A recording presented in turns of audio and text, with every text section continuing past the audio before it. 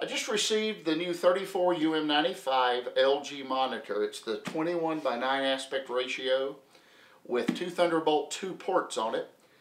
The first I saw about it was on a blog, and also CES had some coverage. So I ordered this off of Amazon. It just came. The original box is simply wrapped in foam. So let's open this up and hopefully the contents are protected inside.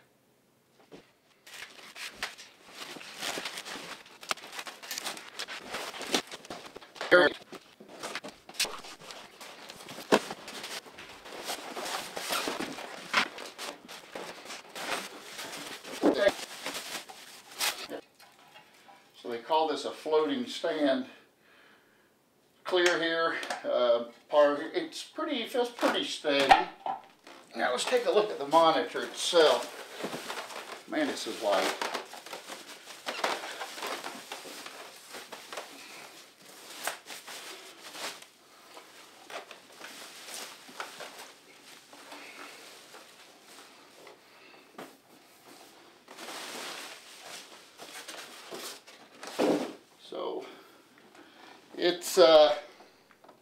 So there it is, very light.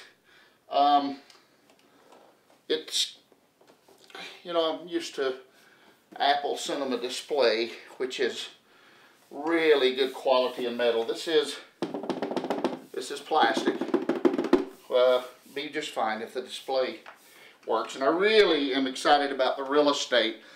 But these are the ports on the back. I'll move over a little bit so if you can see this.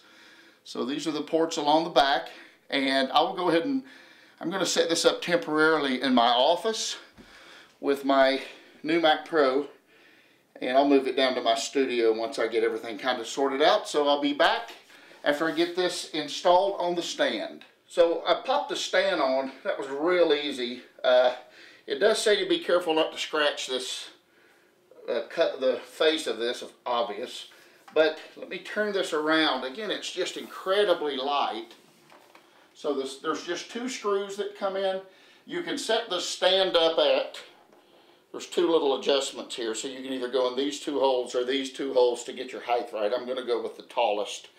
And once the cables are placed here, there's a cover that goes on the back, I suppose, to help route the wiring or route the cabling. So I'm going to set this right here, and you can adjust the tilt on this. Now some of the other ones actually would turn portrait landscape, but this one doesn't. It just has a nice little tilt on it, and I'm going to go hook this up in my office and see how it works. So I didn't have any trouble setting up the new widescreen LG monitor.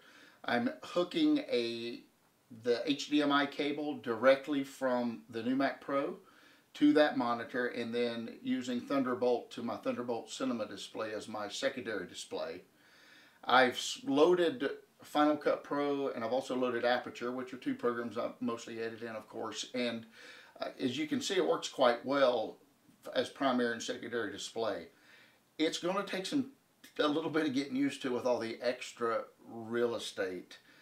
Because it's kind of an odd long size. It's just different, but I do like the extra room, especially for the editing tracks inside of Final Cut. So let me show you. I've got Aperture set up here, and I've also got Final Cut set up. Let's see if I can stay out of the way and show how this works. So I've got the 34UM95 set up as my primary display, and my Thunderbolt Cinema display as my secondary display. These are a few images I shot yesterday at our Easter egg hunt. And if I move up, I've got my spaces set up, and I move back over to Final Cut, you can see I mean, this is really a lot of nice real estate here to be able to work and edit. Now, of course, my next move will be to get a 4K display and set that up, but this works quite well. It also has an avoidance zone that we haven't implemented yet, but it's to help keep from running over